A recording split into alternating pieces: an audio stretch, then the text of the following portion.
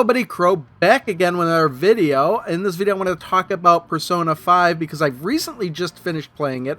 I've put over 100 hours into the game, and I just kind of felt like talking about the game a bit. Now, before I go any further, I just want to mention I'm not going to be spoiling anything in the game story-wise. I may have some footage in this video that may be from later parts in the game, but I think without any context, it'll be fine. You won't really know what's going on. But if you haven't played the game yet and you don't want any spoilers visually at all, maybe you shouldn't watch this video. So before I start talking about Persona 5, I kind of want to talk about how familiar I am with the series. What you're looking at now is footage of the first Persona, Revelations Persona, and when that came out, I saw that in stores, and at the time I was playing a lot of JRPGs, so I bought that and I played it, and turned out I enjoyed that a lot, and I wound up playing through it about 5 more times. But unfortunately, when Persona 2 was released, I never knew it came out. I was totally unaware. And on top of that, there were actually 2 Persona 2 games, and only one of them was released in the US, but it didn't matter because I totally missed it. And I noticed there was a Persona 3, but I was like, how did I miss Persona 2? And since I hadn't played Persona 2, I kind of didn't want to play Persona 3. And then Persona 4 came out, and it was the same deal. So the question is, now that Persona 5 has come out, why did I all of a sudden start playing Persona 5? And there's actually a few reasons. One of those reasons is that the game got great reviews. When I saw it come out, I looked up reviews and found that it got really good scores across the board. I looked up video of it, and the gameplay video looked great. It looked very, very, very stylish. And it looked like something I could really get into. And not only that, but I hadn't played a JRPG in a long time. So those were all factors, and on top of that, I talked to some people, and they said, oh, you know what, the games aren't really connected at all. You could jump into it without really knowing the storyline to the previous games. But the single thing that sold me on the game, and you're going to think I'm ridiculous for saying this, was the fact that there was a steelbook version of it.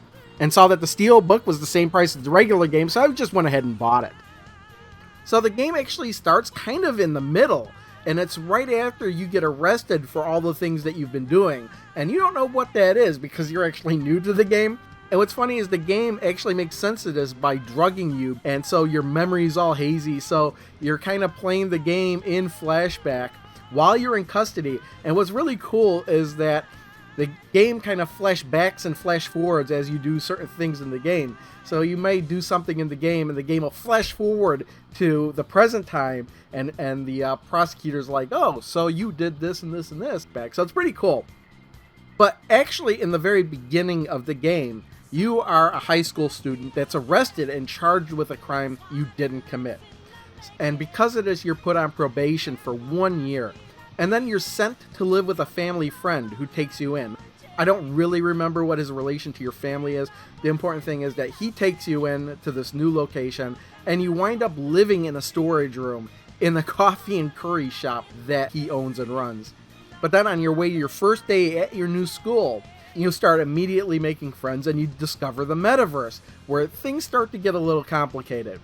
See, the metaverse winds up being this other world containing palaces of people that have distorted desires. And these are pretty much the dungeons of the game. And the goal of these palaces is to pretty much reach the end, fight the boss, which is typically a very distorted version of the person themselves, and then steal the treasure contained, which will cause them to have a change of heart and repent their evil deeds in reality. So when I was trying to figure out if I wanted to buy this game or not, I kept trying to figure out what the game was like. And I found it very difficult based on the reviews and trailers I was watching, primarily because I had only played the original Persona and none of the other games in the series. Inevitably, every review referenced Persona 3 and Persona 4, and I really don't know anything about those games. And the thing that confused me the most was how time passes in the game. Having recently played Legend of Zelda Breath of the Wild, I was thinking that time would be passing in real time, but that's absolutely not the case. Typically, days are divided into several time blocks, and usually there are only 2 time periods per day that you can actually do what you want. After school, or daytime, and evening. Now, you could potentially free up more time in other times of the day, but that's something I'm not going to go into here. You can go from town to town, go shopping, talk to people without causing any time to pass. But spending time with certain people, seeing movies, working a job, and doing plenty of other things will cause one block of time to pass. And visiting the metaverse will take away a whole day. So after playing the game for many hours, I kind of figured out the pattern the game follows. Your team, the Phantom Thieves, discovers someone who needs their heart changed. And then something happens that causes a deadline to be set, wherein you have a time limit to complete the palace, defeat the boss, and steal the treasure. Provided you've completed the palace by the deadline, a whole bunch of story happens again and you'll repeat the process. Now the game usually gives you plenty of time to complete the palace, and the rest of the days until the deadline can be considered free time. And free time can be used spending time with your confidants or your friends, which will then offer up side stories while earning new abilities in the game. Also, free time can be used to do certain activities to level up stats, which can be needed to accomplish some things in the game. And I think the best one of those is taking the Big Bang Burger Challenge, which leads to this scene that you're seeing now. I mean, look at the size of that burger.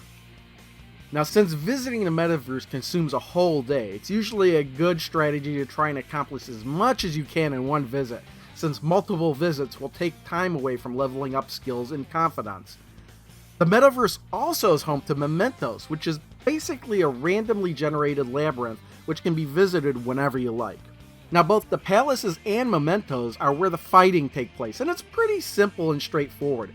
Typically, you'll find the shadows or monsters before they find you, and you'll be able to ambush them. Now, sometimes you just can't do that. That's part of the story of the game.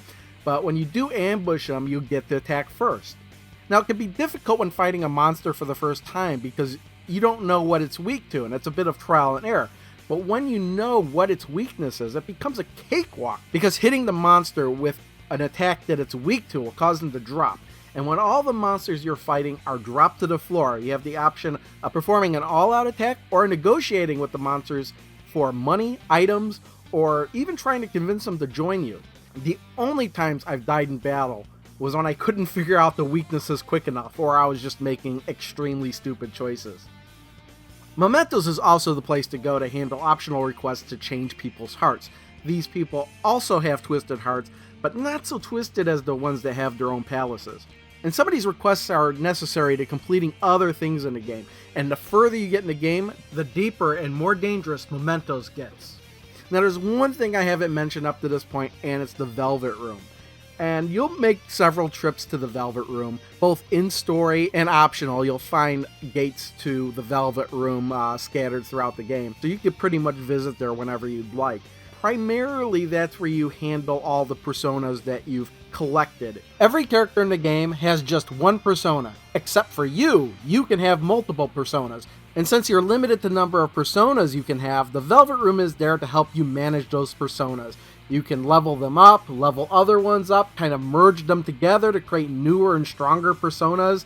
The Velvet Room is there to primarily act as a hub for your persona management. It's one of those things that appears in every single Persona game for that specific reason. Although that may not be the only reason the Velvet Room is there. Now, the game itself gets all pretty standard until you hit the point of the game where the game pretty much starts, where you're being interrogated by the prosecutor. Once you hit that point of the game, it starts dropping major plot twists left and right and all over the place, and all hell breaks loose until the end of the game. And the twists were amazing, and it all makes sense by the end of the story. So I think if you like a game with major plot twists, this is really one that you should play. Now, before I finish the video, there's just a bunch of odds and ends I want to talk about the game before I finish this video. In the game, you can have a job, and the way this works is you find a brochure, and you call them up and you say, hey, I want a job, and then they give you a job. No questions asked. Now, had I known what I know now, I would have started with jobs early on in the game. I didn't start jobs until a lot later in the game because I thought that, oh, if I take this job, I'm going to have to go to work every day or whenever I'm scheduled. But that's not the way the game works at all. You could start working a job and then you just show up whenever you want, and it's fine.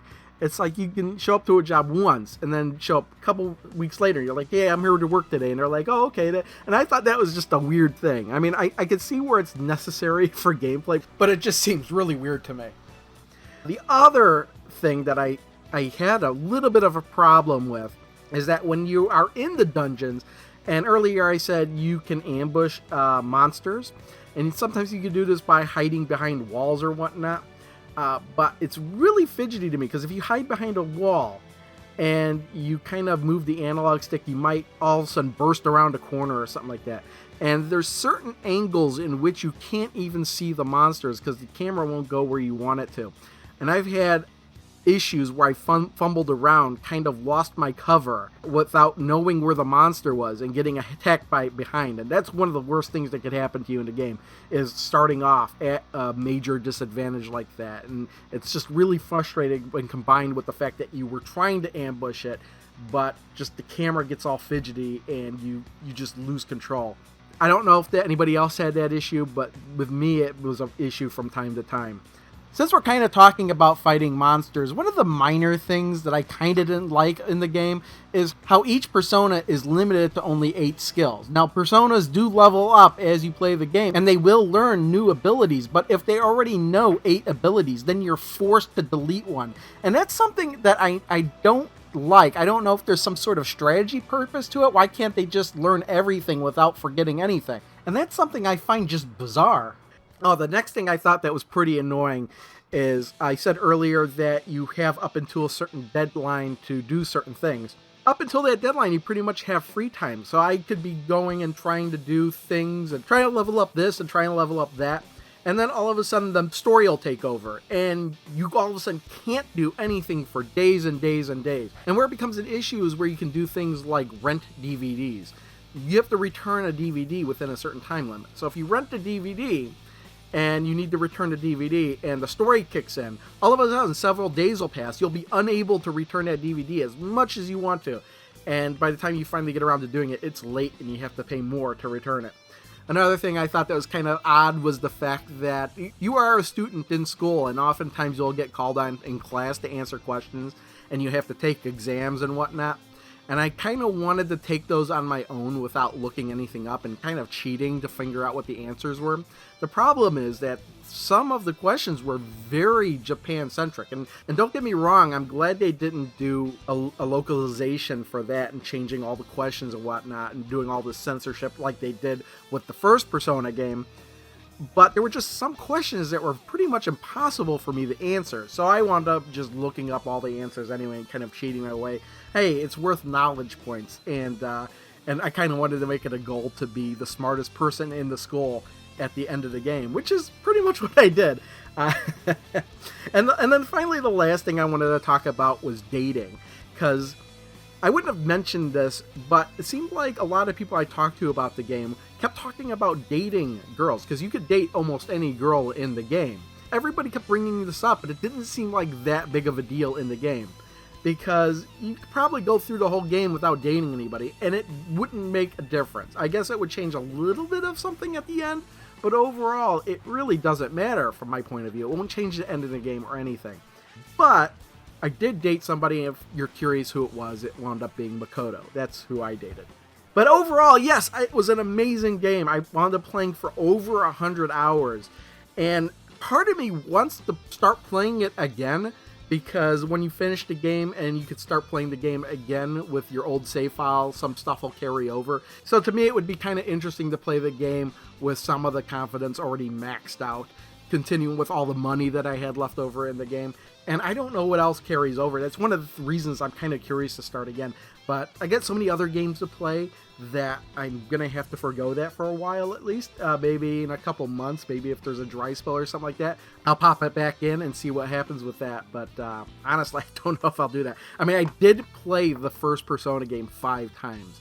But honestly, it was way back when I had a lot more time on my hands. Anyway, this video is plenty long enough. Thanks for watching. See you all next time. Bye.